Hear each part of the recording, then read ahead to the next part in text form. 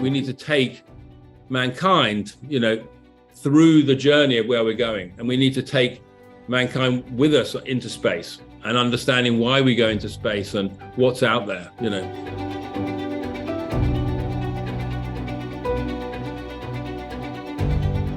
Making a documentary is no easy task. Watch a behind the scenes of a documentary film to see the extremes that filmmakers go to just to make sure they have incredible footage. Exploring the unknown, making films about unexplored territories is a real skill and takes an incredible team to bring new horizons to our screens. Let's meet the man behind some of these incredible feats.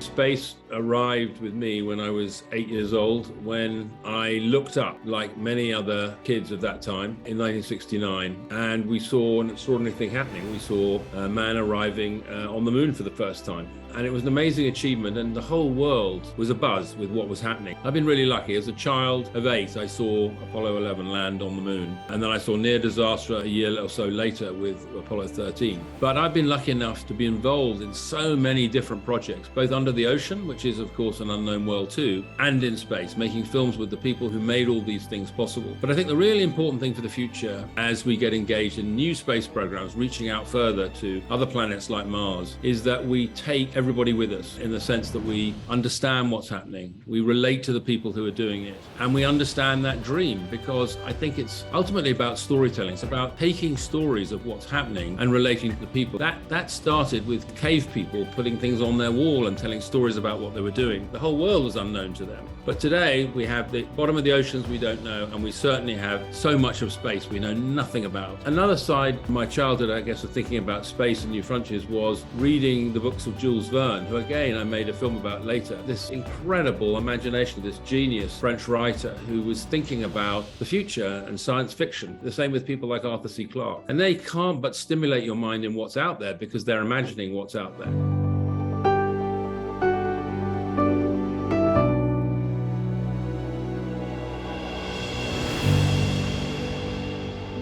Funnily enough, in space is easier than filming at the bottom of the ocean, as I did on a deep ocean project. At the bottom of the ocean, you've got huge pressure, which gives you a massive problem for developing any technology. In space, what we tend to use is cameras that we develop, the latest cameras, and we can put them into space, and they work fairly well. The complications become as we go to different planets and we go off into far-flung spaces, because if you think about it, we're going to be sending people several years out with technology which is already out of date. So we have to work out, how can we develop cameras that we can use software to send into space to update those cameras to be the best cameras that they are. Quite complicated to do. We'll find ways of doing it. It's funny how when we had to do the Deep Ocean project, there was no technology to do it, and we learned how to do it.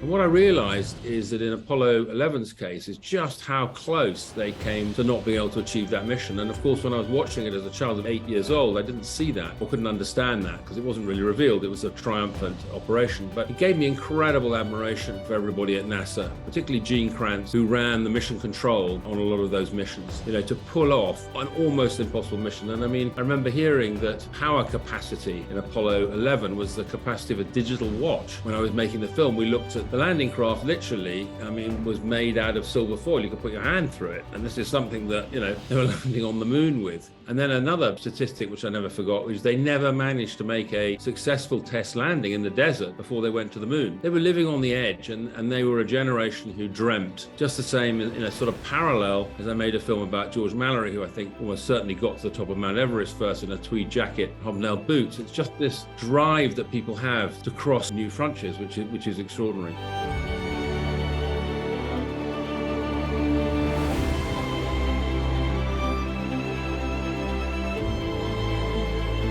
Well, it was really interesting as a child, having watched the space missions, Apollo 13 and 11, and then to sit down with the astronauts was extraordinary. And we had a very unique situation. For the first time with these astronauts, we were allowed to kind of talk a bit more off the record, really. Some of the things they hadn't been able to say, they were able to say. I remember Buzz Aldrin telling me that he looked out on the way to the moon. He looked out and he saw what he identified, obviously, as a UFO, because it's an unidentified object. And they've never been able to explain that, So there are all these things that happened during the mission. And one of the most vivid things I remember is Buzz Aldrin telling me that when they landed on the moon, his spacesuit out of the lander hit a switch that they needed to take off when they left. So when they came back and they got into the landing craft, they suddenly realized that the switch wasn't there, so they couldn't take off. And this explains why there was a big delay. So what they did is Buzz Aldrin got a pen out and put the pen in and used the pen to lift off the moon. These stories you just couldn't write in a screenplay in a movie. This is real life exploration, and that's how complicated going to the moon is.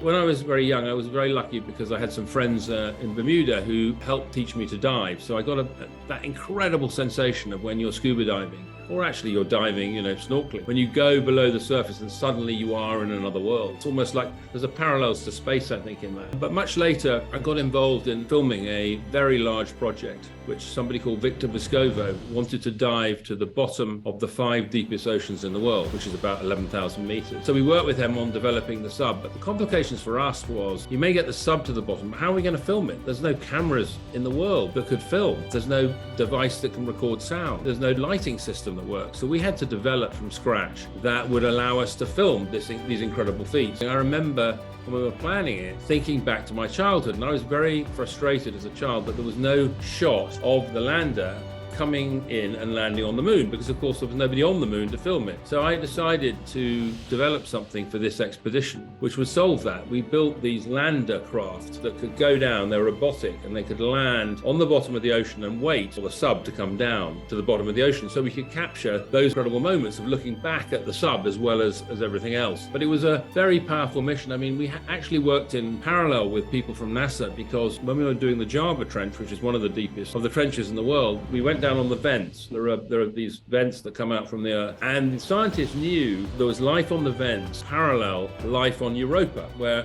NASA will one day go. So they were literally looking at the bottom of the ocean, seeing a parallel, and I thought that was extraordinary. And that's kind of why there's a really interesting parallel between the bottom of the ocean.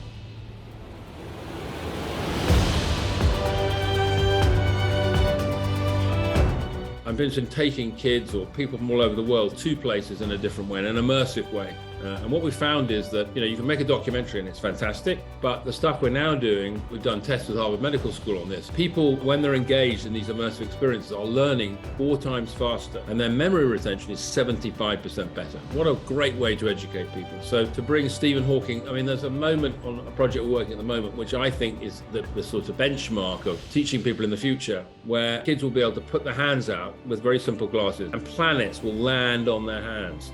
And you will learn about those planets from Stephen Hawking. The technology that's coming in terms of kids and storytelling it's never been as good a time to be a kid in the future, because we're able to give kids the tools, the content to really play around with in a way we've never been able to do. First of all, we built with NASA and ESA and the Science Museum in London a project where you can basically put on a headset. We scan the space station, which was complicated, and we scan the Soyuz capsule, and we take you as an individual back from the space station on still one of the most dangerous journeys you can go on, back to Earth. People just get mesmerized by it. It's all about storytelling, so you engage in the right thing. That gives people a flavor of space. And then probably the experience I'm most excited about right now is having worked with Stephen Hawking for many years, and we developed a project. You will go into they'll be on location, but it'll also eventually be delivered in homes as well when the technology arrives. But you will put a headset on, you'll be in a haptic seat. Hawking comes back, and we scanned him, so he comes back to life and takes you off across the universe and teaches you about the universe, and then takes you through a black hole. And that to me is absolutely incredible, because you're having it's almost like you're flying through Stephen Hawking's mind.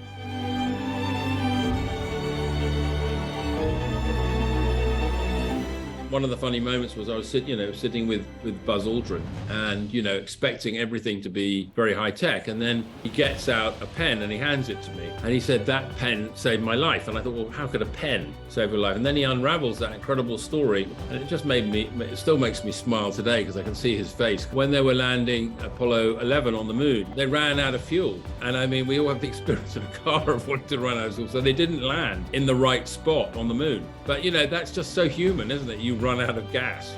When Victor dived the deepest dive in history in the Mariana Trench, we arrived, we've got the landers, the lights are on, and he looks out from the sub and he sees a plastic bag. Here we are, the deepest, most removed place on Earth. And Victor has dived there and spent millions of pounds getting there, and there's a plastic bag there. And to me, that was a metaphor. In fact, it went out and got huge global press coverage in the end. But it was kind of ironic, wasn't it? That, you know, we were the most removed, and yet there was a plastic bag.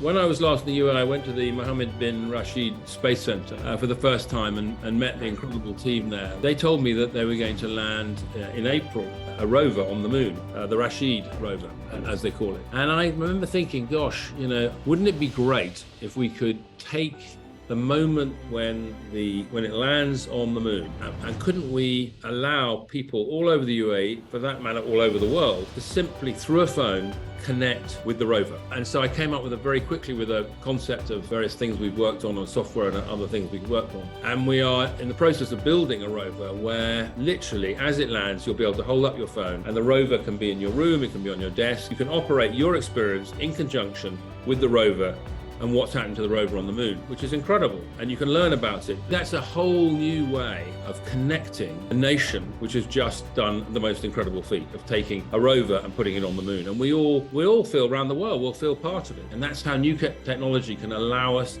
to understand space and space travel and space missions.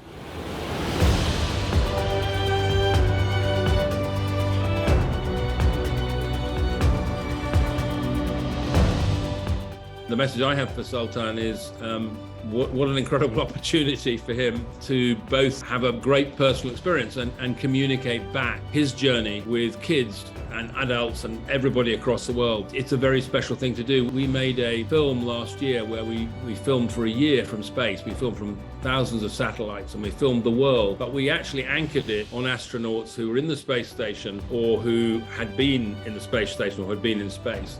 Because the views you get there, the vision you see of the Earth is like nothing else. And there are still only, you know, a few hundred people who've ever seen that. So it's an incredible experience for him. And I think I can't wait to hear the ongoing dialogue of what he's doing up there. But lucky him, you know, what a great place to be for a period of time, looking back at incredible planet Earth.